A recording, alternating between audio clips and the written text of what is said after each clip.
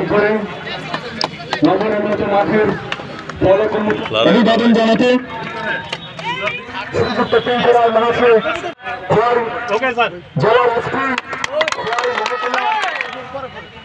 এড়িয়ে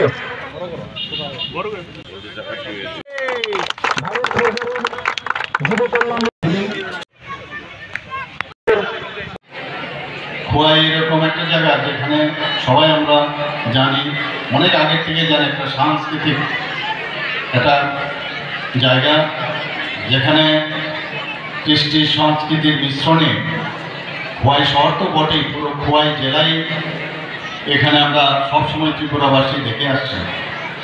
আজকের এই টার্ফ ফুটবল গ্রাউন্ড যেটা একটু আগে আমরা উদ্বোধন করলাম, আমার মনে হয় শারদ উৎসবের একটা উপহার আমরা ত্রিপুরা গভর্নমেন্টের আমাদের স্পোর্টস ডিপার্টমেন্টের তরফ থেকে আপনাদের দিতে পেলাম। এর জন্য আমি আমাদের স্পোর্টস ডিপার্টমেন্টের যিনি মন্ত্রী বাহাদুর আছেন ওনাকে আমি ধন্যবাদ দিতে চাই। এবং এই টার্ফ ফুটবল গ্রাউন্ড এটা কিন্তু মানে এমনিতেই তৈরি হয় না, এটা ইন্টারন্যাশনাল যে স্ট্যান্ডার্ড যে ফিফার দ্বারা কিন্তু এটা স্বীকৃত, সেইভাবেই কিন্তু এটা তৈরি। এখন গভর্নমেন্টের তরফ বা স্পোর্টস ডিপার্টমেন্ট থেকে তো আপনাদের দিল, কিন্তু এটা রক্ষণাবেক্ষণের দায়িত্ব কিন্তু আপনাদের।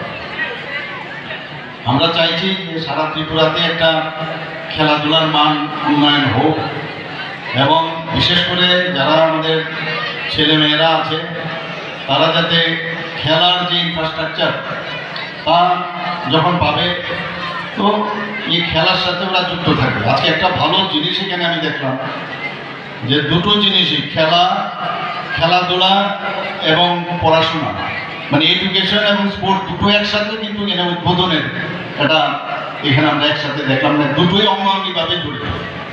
স্টেট ট্যালেন্ট সার্চ যে কর্মসূচি আমরা রেখেছি সেখানে 52 জন মহিলা খেলোয়াড়কে এককালীন আমরা আর্থিক সাহায্য করেছি।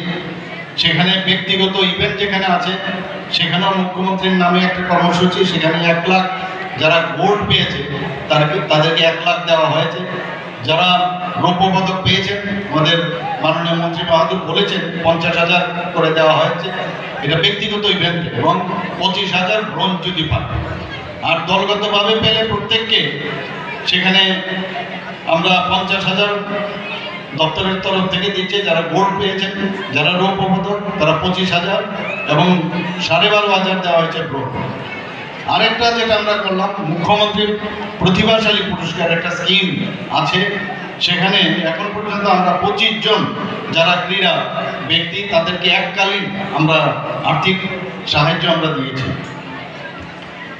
এখানে 7ম যে নর্থ ইস্ট যুব উৎসব 2024 কিছুদিন আগে হয়েছিল, আমাদের মাননীয় প্রধানমন্ত্রীজি সবসময় বলেন যে অষ্টলক্ষ্মী 8টা যে আমাদের নর্থ ইস্টের রাজ্য আছে সেখান থেকে আমাদের ত্রিপুরাতে এবার সেটা হয়েছিল। প্রায় 8,400-র মতো যারা পার্টিসিপেট এখানে এসেছিল, এবং এতে করে আমাদের যে পরম্পরা, আমাদের বিভিন্ন যে নর্থ ইস্টের যে প্রদেশ সেখানে যে কৃষ্টি সংস্কৃতি সবাই মিলে যখন আমরা একজন আরেকজনের দেখলাম এবং বুঝলাম, তাতে করে ওই যে যেটা আমি বললাম জাতীয় সংহতি সেটা কিন্তু প্রকাশ পায়। সিনথেটিক টার্ফ ফুটবল গ্রাউন্ড আমরা সারা ত্রিপুরাতে আমরা করেছি। একটা হচ্ছে গোমতী চন্দ্রপুরে প্রথম যেটা আমরা ওখানে করেছি, উমাকান্ত মিনি স্টেডিয়ামে। এখানে উমাকান্ত মিনি স্টেডিয়ামে তো আমরা ফ্লাড লাইটও লাগিয়েছি, আপনারা নিচে দেখেছেন। সেখানে ওখানে যে অ্যাসোসিয়েশনের যারা আছে ফুটবল অ্যাসোসিয়েশনের বারবার বলছে আর অন্যান্য মাঠ দিন, এখন দিনে রাত্রে খেলা হয়, তো সব কটা খেলা কিন্তু একই গ্রাউন্ডে সম্ভব হচ্ছে। এবং আগেও এই ফুটবল দেখার জন্য মানুষের মধ্যে যেরকম আগ্রহ ছিল সেটাও কিন্তু আজকে আমরা যখন ওই দিকে যাই দেখি প্রচুর মানুষ ক্রীড়া মোদী যারা আছেন সেখানে রাত্র পর্যন্ত বসে থাকে।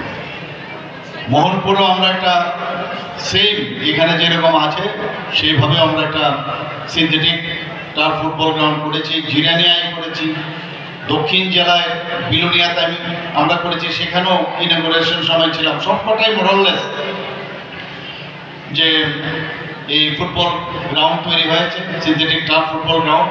আমি মোটামুটি সব জায়গায় পৌঁছেছিলাম জম্পুই জেলাতেও কিছুদিন আগে সেটা হয়, অর্থাৎ 7টা জায়গায় আমরা এই ধরনের একটা গ্রাউন্ড আন্তর্জাতিক মানে আমরা তৈরি করেছি।